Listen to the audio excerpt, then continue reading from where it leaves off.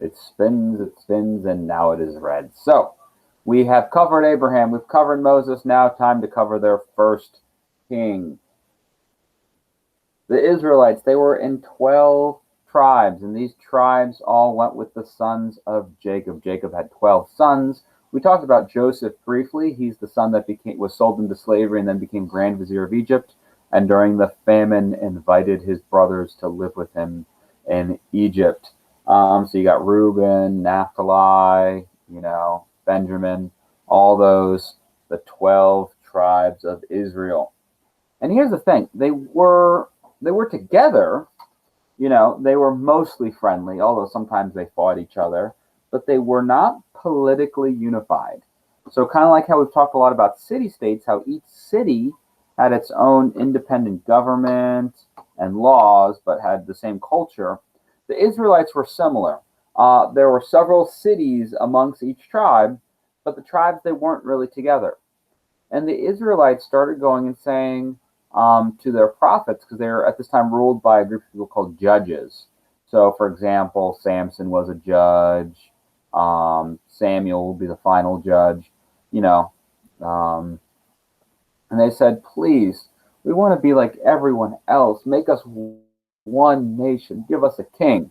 Now, I loved how one of you had actually Samuel's response, because Samuel says, this king is going to enslave you. He's going to steal the best of your stuff. He's going to make you go to war. All these things that aren't positive. But the people still said, we want a king. We want a king.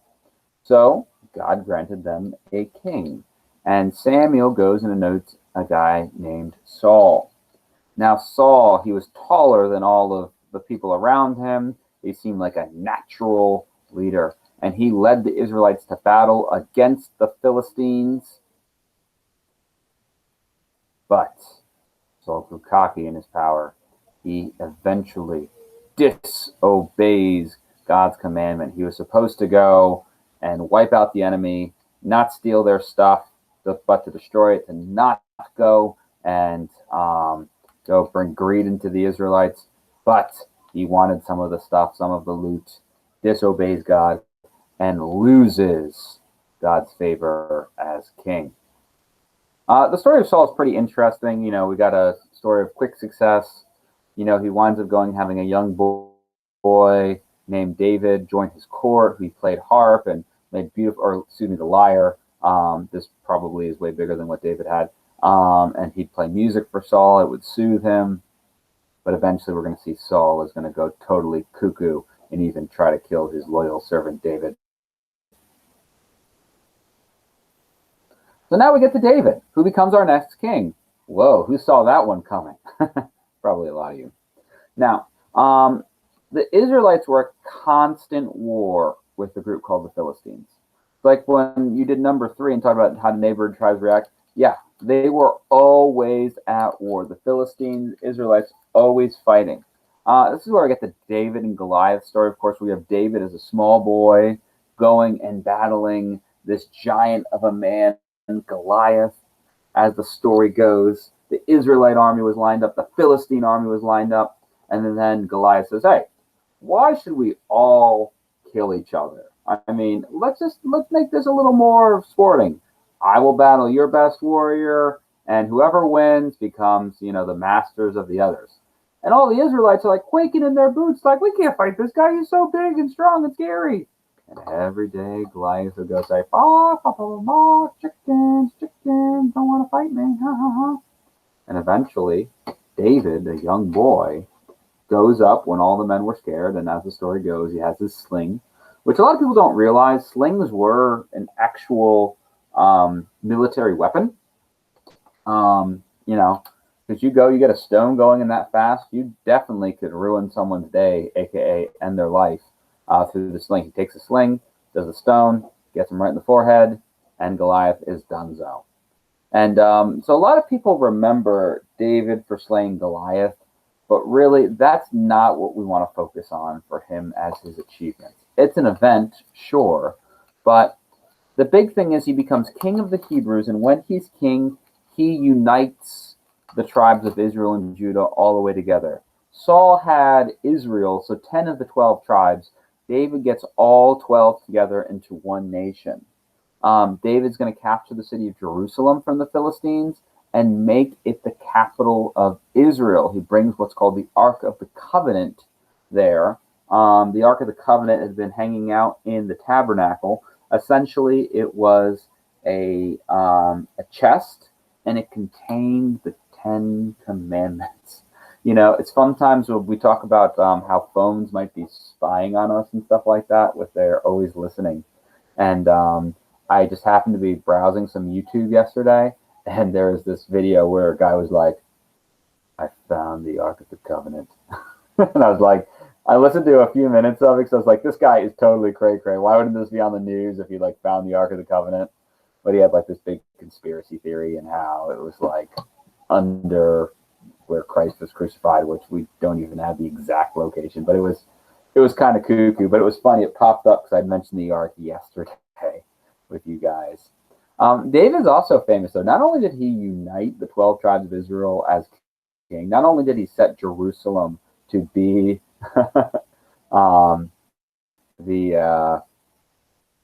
capital, he wrote a lot of the book of Psalms. Looked like Danny there was like maybe like going trying to see if you can Google and find this crazy video about the Ark of the Covenant there with his phone. I don't think it's worth your time, broski.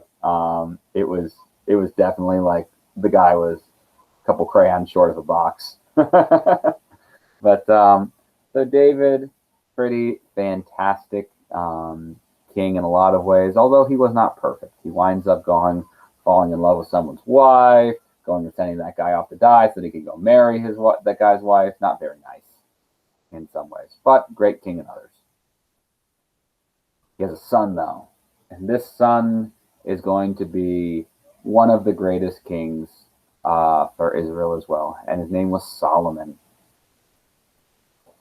And Solomon is going to be responsible for building the temple to God.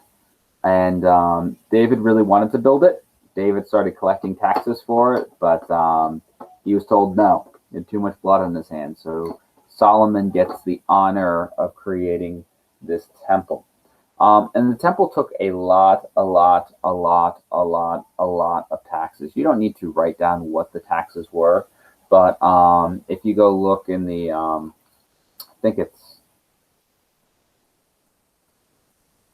it's First Kings, you go and hear about all of the things that he needed, all the specifications. And these taxes are actually going to cause some of the tribes of Israel to break away. We're going to see that the Israelites are not going to be a combined nation for very long. This is going to wind up leading to some civil war, unfortunately, with even actually Solomon's son going and trying to rule, which actually happened to David as well with Absalom. But after Solomon, we're going to have two separate kingdoms once again, Israel in the north, Judah in the south.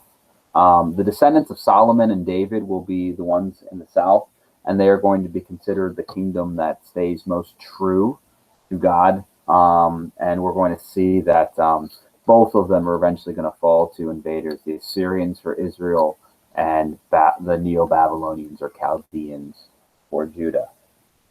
And kings are basically going to go for 400 years after this time. So we're going to have roughly till the year 600, we're going to have kings ruling Israel before the final conquests. Now, Solomon himself is a pretty interesting figure.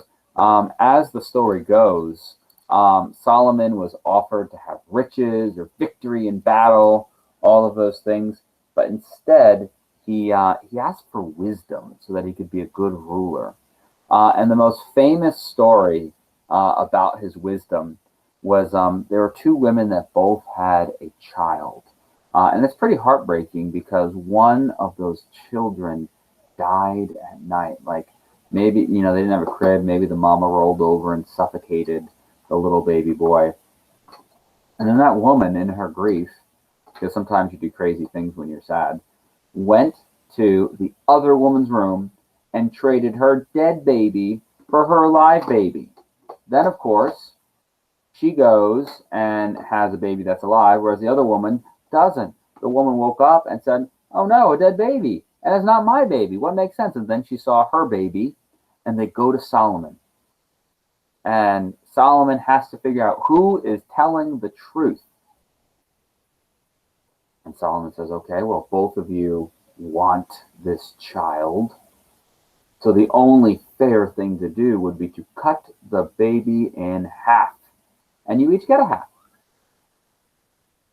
Now the woman whose baby had died said, yes, that is very fair. Which, of course, is like a horrible thing because that means both babies would be dead.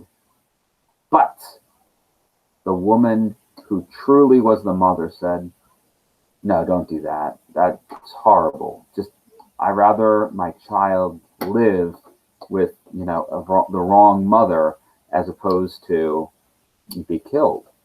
And then Solomon said, well, clearly that's the real mom because she loves her son enough to sacrifice her getting to be the mama. And so she gets the mama or gets the baby, and then the other mama gets nothing. Justice. Here's an artist rendition of Solomon's Temple. We see it was pretty great, pretty awesome. All right, my cherubs. I need to remind you. So that's our notes for the day, by the way.